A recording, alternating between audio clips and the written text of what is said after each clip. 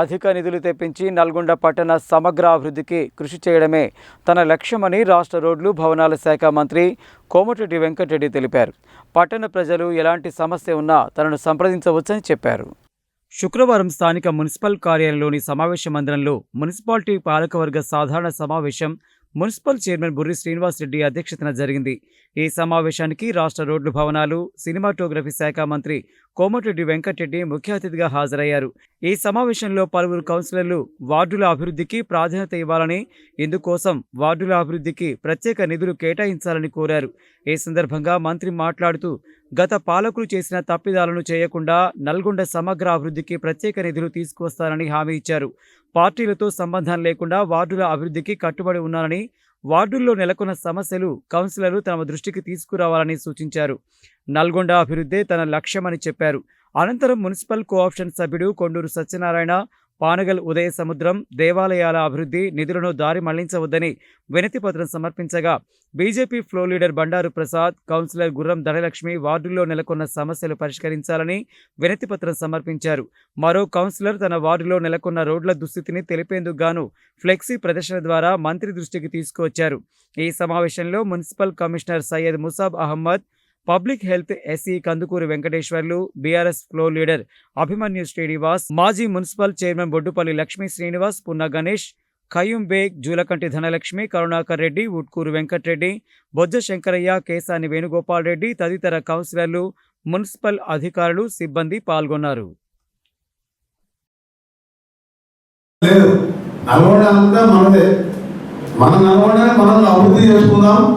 మీరు నాకు సహకరించండి. నేను పెద్ద రోజు రాజకీయాల కోసం మాట్లాడే వ్యక్తిని కాదు, మీ అందరికీ తెలుసున్నాను. ఎక్కువ నేను అభివృద్ధితో పాటు ఎవరు ఏ పేదవాడు సహాయం వచ్చినా ఏ పార్టీ అని అడిగా, నేను ఏ కుటుంబం అని అడిగా, నా చేతులంతా సహాయం చేస్తా. నేను ఎవరు తొలిగిపోతుంది కాదు.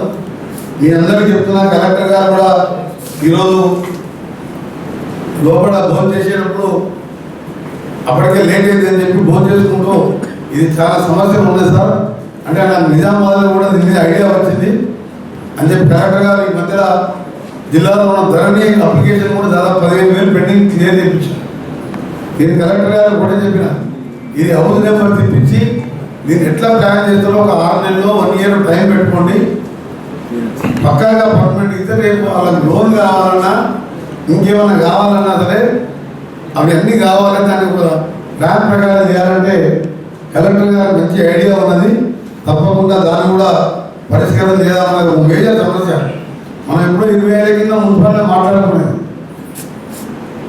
దాన్ని కూడా పరిష్కరించడానికి కలెక్టర్ గారు దాన్ని ఒక వేఅవుట్ చూపించి ఒక టీంని ఏర్పాటు చేయాలని చెప్పి కూడా మీ అందరి తరఫున కలెక్టర్ గారు కూడా విజ్ఞప్తి చేస్తూ, మీ అందరికీ తెలుసు మన ఓల్డ్ సిటీలో కానీ గవర్నమెంట్ హాస్పిటల్లో కానీ పెద్ద పెద్ద ఓవర్ హెడ్ ట్యాక్స్ ఇప్పటికీ అప్పుడే స్లాబ్ లెవెల్కి వచ్చినాయి. అంటే నేను ఇక్కడ లేకున్నా ఎవరి వారానికి 3 సార్లు వచ్చిపోతున్నా వర్క్స్ కూడా పరిస్థితి చేసుకుంటున్నాం. డ్రింకింగ్ వాటర్ మనకు వచ్చే ఈ అమృత్ స్కీమ్లో కంప్లీట్ చేసుకొని హౌస్ లైన్ ఇచ్చుకుంటే నీకు 24 అవర్స్ ప్రతి ఇంట్లో కృష్ణా వాటర్ కంపల్సరీ ఉంటుంది. వారితో పట్టాలంలో లేదా ప్రభుత్వం ఇచ్చిన గవర్నమెంట్ ల్యాండ్లో ఎవరైతే ఇల్లు కట్టున్నారో వారికి ఓన్షిప్ సర్టిఫికేట్ కూడా మళ్ళా ఒకవైపు వారికి ఆ ఇంటి పైన సర్వాలకు రావడం జరుగుతుంది. దాంతోపాటుగా నాడు ఏదైనా అవసరం ఉంటే ఆ ఇంటి పైన ట్రాన్సాక్షన్ చేయడానికి అవకాశం ఉంటుంది, లోన్ తీసుకోవడానికి అవకాశం ఉంటుంది. దాంతోపాటుగా ముఖ్యంగా మున్సిపాలిటీకి ఆదాయం అవకాశం కూడా ఉంటుంది. కాబట్టి కూడా తప్పకుండా లోతుగా దాన్ని విశ్లేషించి దానికి ఒక పరిష్కారం తీసుకొచ్చే విధంగా అంటే ఆ యొక్క పట్టాలంటే కావచ్చు, అంటే గ్రామ ప్రాంతంలోని పట్టాలనే కావచ్చు, లేదా ప్రభుత్వ స్థలాల్లో అయితే ఇల్లు కట్టున్నారో ఎవరికి అభ్యంతరం లేదు అన్నట్టు వారికి ఏ విధంగా మనం ఈ యొక్క సమస్యను పరిష్కరించవచ్చో డీప్గా స్టడీ చేసిన తర్వాత ఒక సొల్యూషన్ వచ్చే విధంగా ప్రయత్నిస్తాం. రీసెంట్గా ఒక మీటింగ్ కూడా తీసుకోవడం మీద 4 మున్సిపాలిటీస్ నుంచి దీంట్లో ముఖ్యంగా మిర్యాలగూడ ప్లస్ నల్గొండ మున్సిపాలిటీ సమస్య అవుతుంది. అది నాగార్జున సాగర్లో కంప్లీట్గా గవర్నమెంట్ ల్యాండ్ ఇరిగేషన్ ల్యాండ్ అది. సో వీటికి ఒకవైపు గవర్నమెంట్ నుంచి ఒకవేళ ఏమైనా మనకు పర్మిషన్ అవసరం ఉంటే గవర్నమెంట్ నుంచి గారి సహకారంతో తీసుకుంటూ ఈ సమస్యను రానున్న రోజుల్లో